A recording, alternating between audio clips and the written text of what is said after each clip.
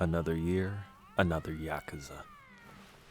It was back to the grind for this Like a Dragon Platinum. I know all of the veterans of this series can relate to that sentiment, and I think the developers and us fans have a pretty good understanding by now.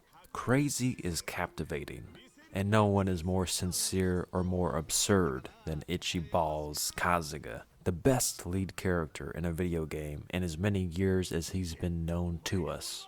Who better to pass the torch to than Lord Shrub, and who better to pass the torch than Nippon's strong, silent type, a last of a dying breed, Kazi Kiryu. Just make sure to listen to the Japanese voiceover so you get the smooth as butter delivery from these incredible actors, and avoid whatever that is that Yang Ye calls a performance. The rest of the English dub is solid to be sure, but if you're going to play a game this Japanese, you gotta go with Japanese.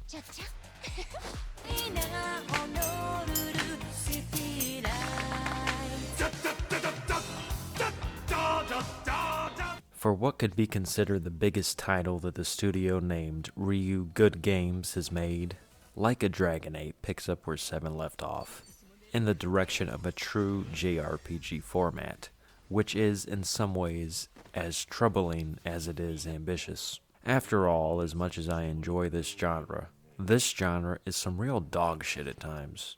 The tutorial sections in these games last almost as long as some entire campaigns in other, more sensible games. And just when I want to skip straight to the violence, they pull me back in for an exposition dump, going over the same plot points that I've already been beat over the head with for the time duration that should have been an entire playthrough by then. Like a Dragon 8 may stray the player from the critical path, as it also strays further away from the combat conventions that the series has been best known for, but it maintains the same energy, the same schizophrenic silliness, the ridiculousness that is business as usual, and the happy-go-lucky charm infused with dramatic tension that puts Yakuza at number 1 in smiles and heart.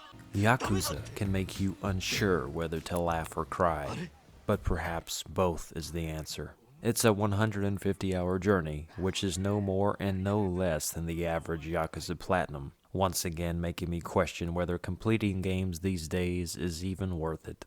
The balance between quality and quantity is the most important factor in determining video game density, or the depth of any other life experience for that matter. Normally, striking this balance is like asking whether you prefer chicken or beef. Or chicken. But the Yakuza games have done what very few games have done, which is to make the little moments hit as hard in the feels as the big cinematic bombshells. Yakuza 8 is packed with some of the series' darkest and most sentimental moments, with some of the wackiest and most easygoing activities. Every Yakuza game feels like a greatest hits compilation, but Infinite Wealth in particular is a wealth of ideas and fanfare for both newcomers and old heads. They put as many Easter eggs and self-referential remarks in this game as they have in any series entry. Some of them are feel-good memories, and others feel like mockery to the fans, especially given the dire state of corporatized gaming in this day and age. Even Sega, for all the good they've done in designing quality single-player experiences that unite us, is guilty of bad practices and greed that divide us, like locking essential content behind special order bonuses. We'll get to talking about that later in the video. But like the name implies, Like a Dragon 8, Infinite Wealth is about money, and more importantly, time. And if you've got enough of both of those to spare, then you might as well say, aloha, motherfucker. Aloha, motherfucker. I want to talk a little bit about the story first, because every game starts out with something interesting already in development, as a springboard for getting you invested into what comes later in the playable sections, problems for you to solve through your own actions. Unfortunately for JRPGs, typically you have to go through the instruction manual before you get a chance to really move the controller around on your own. Just as JRPGs cuck the player, I felt as though the writers turned our hero, first name Ichiban, last name Kasuga, into more of a sideshow act than his rightful role as leading man suggests. I mean, my guy goes through a literal sewer of shit in his origin story to end up becoming one of the most lovable and sympathetic characters in all of gaming, only to turn his silliness and his sensitivity into a weakness in this much-deserved sequel. In the first half of Infinite Wealth, Ichiban really goes a long way to put the simp in sympathetic, and in much of the second half, he and his party are getting upstaged in ways that make him seem much more like the fool than another character that shares the same voice actor used to be. For much of the game's story, it seems as though they are laughing at Ichi and not with him.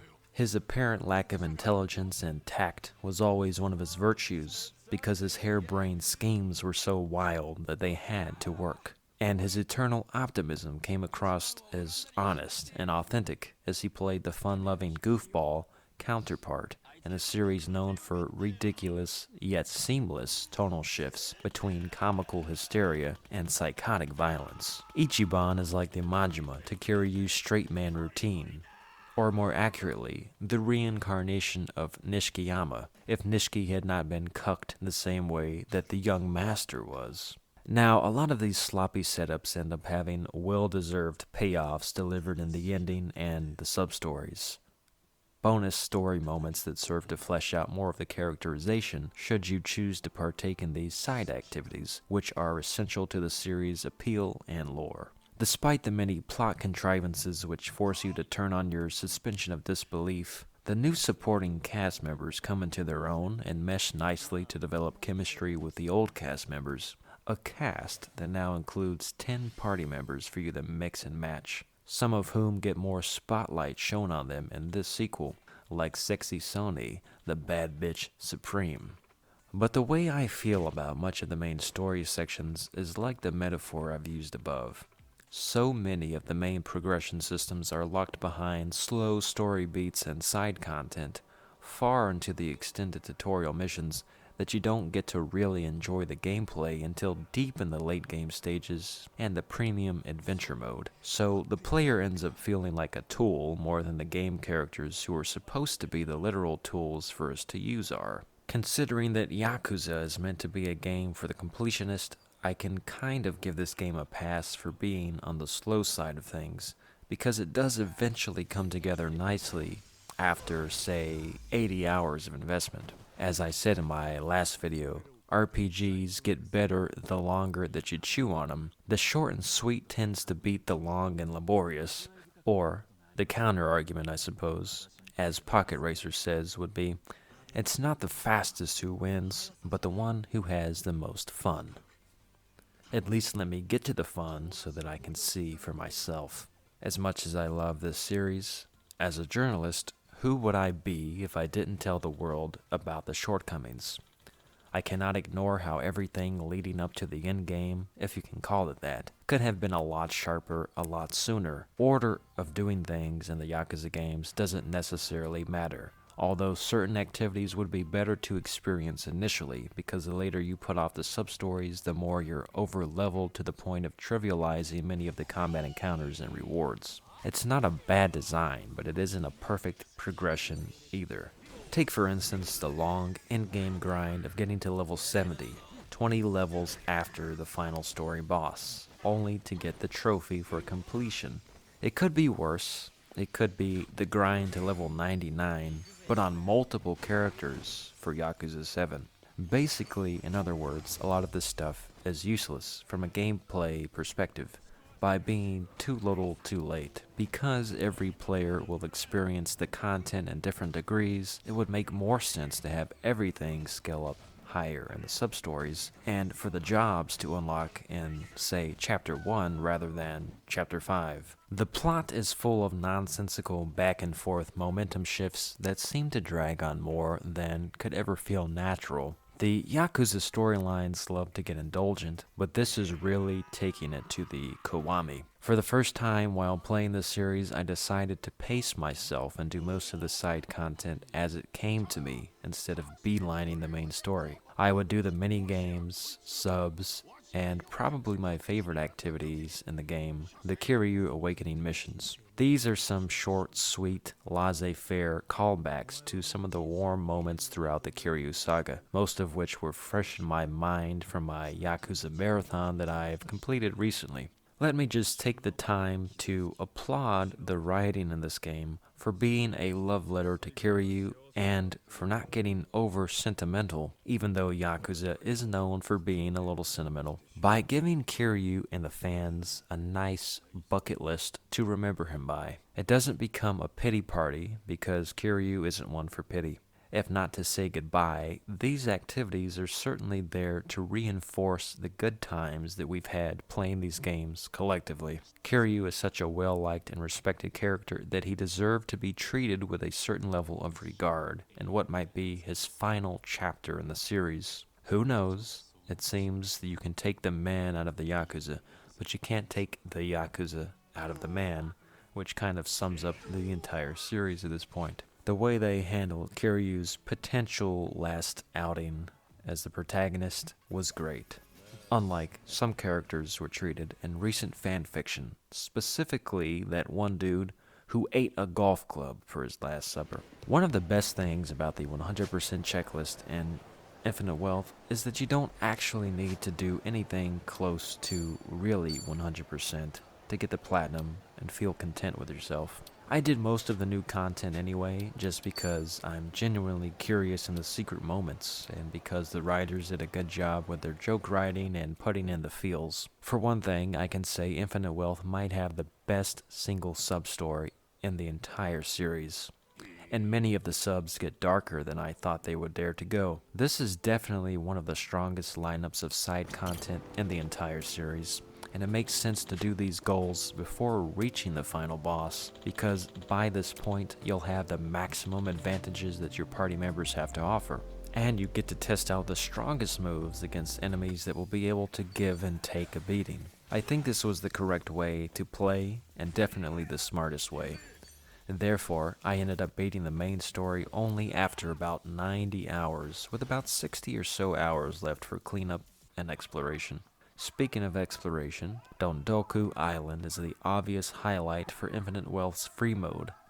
Some would say the equivalent of the delightful Ichiban Holdings minigame from Yakuza 7. The storyline of running your own island is not as fitting nor as funny as the storyline of the 40-year-old burnout, fresh out of the can, becoming a CEO of his own Senbei company, fighting off angry shareholders with the power of smiles to rake in the big bucks. It's almost as if that minigame would have been more appropriate for this game, given the title of Infinite Wealth. You don't even make that much money at Dondoku Island compared to fighting regular enemies in the late game stages. However, the fact that you can level edit to your heart's content, invite NPCs from across the series to stop by, and even visit other players' worlds to see what they've cooked up, makes this a chill little brain teaser that keeps you busy for an afternoon or two en route to your completion. This level edit mode helps to reinforce the great variety and detail that's put into the world design of the Yakuza games, which are dense with interactive locations and hotspots that make the world feel as close-knit as it is open.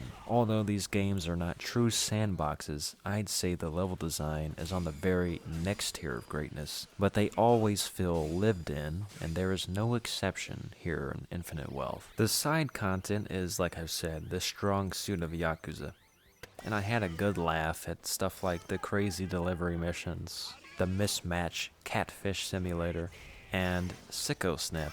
I didn't think this game would be able to live up to some of the perverted heights that games like Yakuza 0 and Kiwami 2 reached, but they found ways to come up with some new hysterics that felt fresh in their own way. These are easy breezy and pleasing, more than participation trophies and the nightmare redundancy of doing the same mini games for 100% like you have to do in almost all of the other Yakuza games. I felt far more engaged here than I did in something like Lost Judgment, which had plenty of stale repetition in its own terms. Yakuza 8 doesn't just take us to a new map to freshen things up. It takes old assets and repurposes them in a way that respects the player's time at least a little bit more than usual, knowing damn well that no one wants to play and win 50 games of Mahjong or collect all of the drone parts just to get 100%. The gameplay in the dungeons are at least a big improvement from the low point that the series saw in Yakuza 7, one of the only big blemishes on that game. Splitting the party into two groups gives you balance and variety in the ways you compose your teams. You no longer need to worry about geometry getting in the way. Locking on to targets and hitting them actually works this time, and as a result, there's a greater emphasis on movement and spacing, mechanics tied to the agility stat, because you get proximity bonuses for healing and damage, meaning that you actually have to think through your moves a little bit more than your usual turn-based affair would cause you to do. Infinite Wealth sees the true potential of the beat-em-up and turn-based hybrid, in the way that, through playing as Kiryu, you get a cheat code every now and then to attack all targets at will. That, and the fact that perfect dodges are based on real-time reflexes, makes this more than your traditional turn-based JRPG. In some cases, you can even survive on 1 HP through a perfect dodge on an attack that would otherwise kill you. This system is rewarding and offers a real degree of skill, often lost in the management and memorization of most turn-based games. Even though Hard and Legend Mode are locked behind DLC, there's at least some thought put into the boss fights and enemy encounters in terms of the compositions of foes that you face that gives this game a little bit of challenge, especially in the endgame.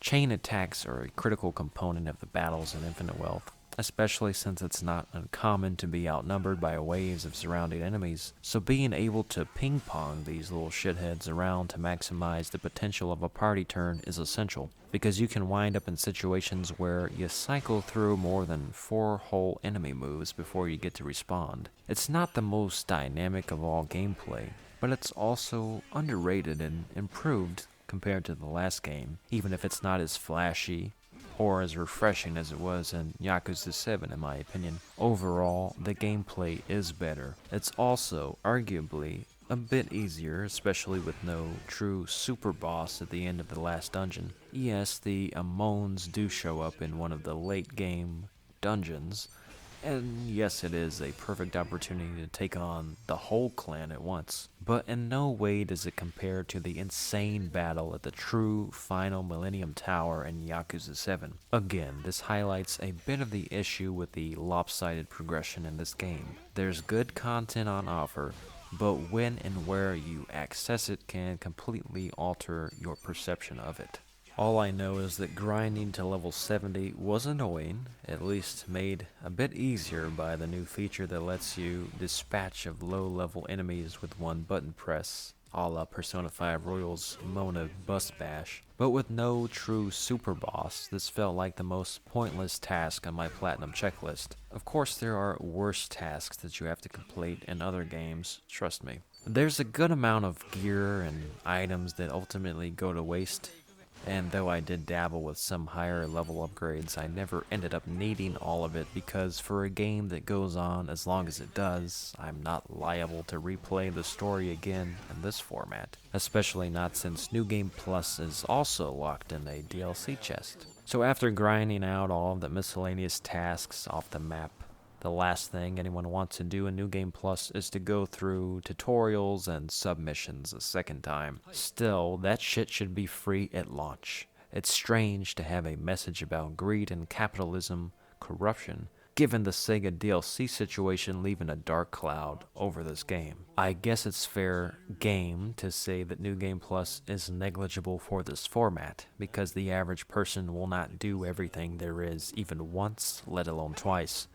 But having entire difficulty modes hidden behind a paywall is inexcusable, and I'm starting to think these practices might be out of desperation more than out of greed, given the inflation and the corporate interests now permanently intertwined with what little creative outlets there are left in this industry. You can always see the passion if you know where and how to look. As Kiryu would say, if you live long enough, you see a surprise or two, but perhaps we're starting to see a surprise too many. but not like the surprises in the plot that I saw coming from miles away. I could go deep into everything that is wrong with the plot of Infinite Wealth, but that would be missing the point, because there's more to the story than just the plot. The writing of dialogue, and the usage of various techniques and devices, visual and otherwise, the themes and the characters all contribute a piece to the overall narrative cohesion, which is always strong in these games. If I could live forever, I'd play all of Sega's games too, but these fuckers keep getting longer and longer. At this rate, I'll get so old getting the 100% completion that I'll live long enough to become the villain, but hopefully not the kind with the lack of charisma of this asswipe. Yo, fuck this guy. At least we get the S-tier Yamai, one of the most goated characters in the series.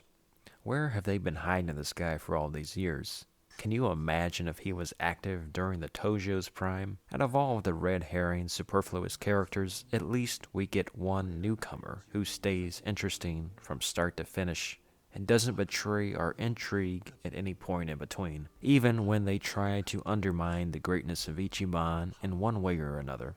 The charisma of the actor pulls through, and, just like when Kiryu looks weak, it's only because he serves to show us that we all need friends to lean on from time to time. For all of the weaknesses and imperfections of Yakuza, it has a lot of strengths to lean on as well. Normally in writing, you don't draw direct attention to the tricks that you pull, just like a magician doesn't reveal his secrets.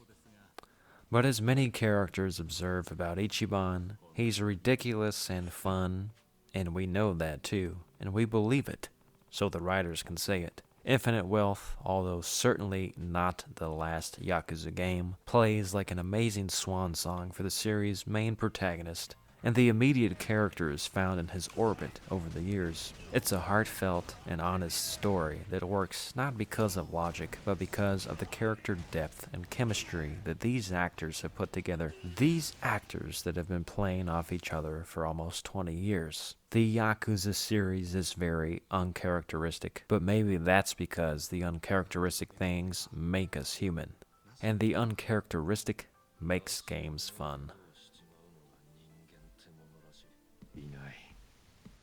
お客様は神様ですとまだ言わねえまでも見下すのはいただけね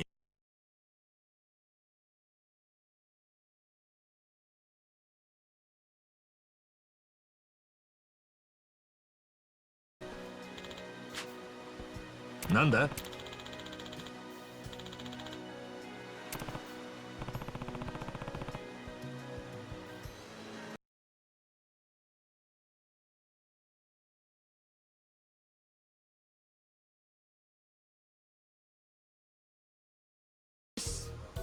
よろしければチャンネル登録の上、ぜひご家族、お友達にも教えてくださいませ。